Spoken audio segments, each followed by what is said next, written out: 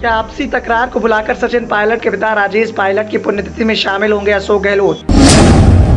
क्या सचिन पायलट देंगे अशोक गहलोत को पुण्यतिथि के अवसर पर निमंत्रण? या फिर पुण्यतिथि की दूरियों से खुल जाएगी कांग्रेस हाईकमान के दोनों दिग्गजों के बीच में झूठे सुलह के दावे की पोल? सचिन पायलट से पहले पिता राजेश पायलट ने भी जमकर किया था अशोक गहलोत का पुरजोर विरोध। राजस्थान के सीएम अशोक गहलोत और सचिन पायलट के बीच में अदावत लगातार जारी है। दोनों ही नेता मौके मौके पर एक दूसरे पर लगातार निशाना साधते नजर आते हैं। दिल्ली में पार्टी के आलाकमान खड़गे और राहुल गांधी की मौजूदगी में सुलह के बाद भी मामला सुलझता हुआ दिखाई नहीं दे रहा है। राजनीतिक विश्लेषकों का कहना है कि सियासी खींचतान का खेल लगातार जारी है। सचिन पायलट सीएम बनना चाहते हैं, जबकि सीएम अशोक गहलोत कुर्सी छोड़ने के लिए तैयार नहीं है। जानकारों की माने तो यह अदावत काफी पुरानी है। सचिन पायलट से पहले उनके पिता राजेश पायलट ने भी अशोक गहलोत का जमकर विरोध किया था। अशोक गहलोत और राजेश पायलट ने एक साथ ही राजनीति में कदम रखा था। दोनों को राजीव गांधी का अच्छा करीबी माना जाता था, लेकिन दोनों में हमेशा से ही 36 का आंकड़ा भी था। 1993 में जोधपुर में कुछ ऐसा हुआ जिससे राजेश पायलट और अशोक गहलोत के बीच की कड़वाहट खुलकर सबके सामने आ गई। 11 जून को राजेश पायलट की पुण्यतिथि है। सचिन पायलट हर साल 11 जून को दौसा पहुंचकर अपने पिता को श्रद्धांजलि अर्पित करते हैं और ये माना जा रहा है कि जिस तरह से कांग्रेस हाईकमान के द्वारा दिल्ली में दोनों नेताओं को बुलाकर बैठक की गई और उसके बाद कांग्रेस हाईकमान के द्वारा जिस तरह से दावे किए जा रहे हैं, उसके बाद इस बात की सुगबुगाहट तेज हो गई है कि क्या सचिन पायलट अपने पिता की पुण्यतिथि के अवसर पर राजस्थान के सीएम अशोक गहलोत को निमंत्रण देंगे? क्या आपसी तकरार को बुलाकर अशोक गहलोत सचिन पायलट के पिता राजेश पायलट की पुण्यतिथि के अवसर पर पहुंचेंगे? और यदि ऐसा हो जाता है तो कांग्रेस हाईकमान के दावे काफी हद तक सच साबित हो जाएंगे। लेकिन यदि पुण्यतिथि के अवसर पर भी दोनों दिग्गजों के बीच में आपसी तकरार देखने को मिलती है तो कांग्रेस हाईकमान के दावे झूठे साबित हो जाएंगे। जानकारों की माने तो राजेश पायलट केंद्र में संचार मंत्री हुआ करते थे। दरअसल सचिन पायलट से पहले राजेश पायलट ने भी अशोक गहलोत का पुरजोर विरोध किया।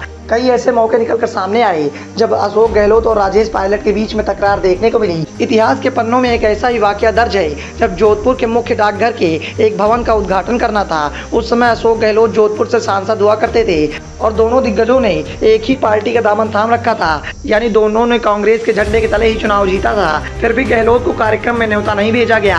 अशोक गहलोत को न देखकर कार्यक्रम में पहुंचे उनके समर्थक नाराज हो गए। उन्होंने सीधे सीधे पायलट से ही पूछ लिया कि हमारे सांसद कहाँ हैं, कहीं दिखाई नहीं दे रहे हैं। इस पर राजेश पायलट ने कटाक्ष करते हुए कहा था कि यहीं कहीं होंगे बेचारे गहलोत। कांग्रेस के दोनों दिग्गज एक ही राज्य से आते थे, लेकिन तमाम समानताओं के बावजूद भी एक दूसरे की सफलता दोनों दिग्गजों को खलती थी। 1993 में ही गहलोत से मंत्री पद ले लिया गया था और पायलट का जलवा जारी था। राजनीतिक विश्लेषकों का कहना है कि गांधी परिवार के वफादार होने की वजह से गहलोत को हमेशा इस बात का इनाम मिलता रहा है। वह इंदिरा गांधी की सरकार से लेकर राजीव गांधी और उसके बाद सोनिया गांधी के समय तक सत्ता का स्वाद चखते रहे। गांधी परिवार उन पर आंख मूंद कर भरोसा करता आया है, लेकिन 1993 का दौर ऐसा था जब सोनिया गांधी सक्रिय रही थी और अशोक गहलोत हाशिए पर चले गए थे। दूसरी तरफ पायलट का कद बढ़ रहा था। हालांकि जादूगर ने मौका मिलते ही खेल कर दिया और आगे चलकर राजस्थान कांग्रेस के अध्यक्ष की कुर्सी भी अपने पाले में कर ली। 1998 के बाद जैसे ही गहलोत की लॉटरी लग गई, सोनिया गांधी सक्रिय हुई और अशोक गहलोत का कद बढ़ने लगा। 11 जून को राजेश पायलट की पुण्यतिथि है। सचिन पायलट हर साल 11 जून को दौसा पहुंचकर अपने पिता को श्रद्धांजलि अर्पित करते हैं और इस वक्त इस बात की सुगबुगाहट तेज है कि क्या कांग्रेस हाईकमान के दावे सच होंगे। कांग्रेस हाईकमान ने जिस तरह से हाल ही में दिल्ली में बैठक बुलाई और दोनों दिग्गजों को समझाने की पुरजोर कवायद की, क्या उसके बाद पुण्यतिथि के इस अवसर पर दोनों दिग्गजों के बीच में आपसी तकरार मिटेगी या फिर ये तकरार जारी रहेगी? और अगर ये तकरार जारी रहती है तो कांग्रेस हाईकमान के दावे साफ तौर पर नस्तनाबूद हो सकते हैं। Bureau report, the noise.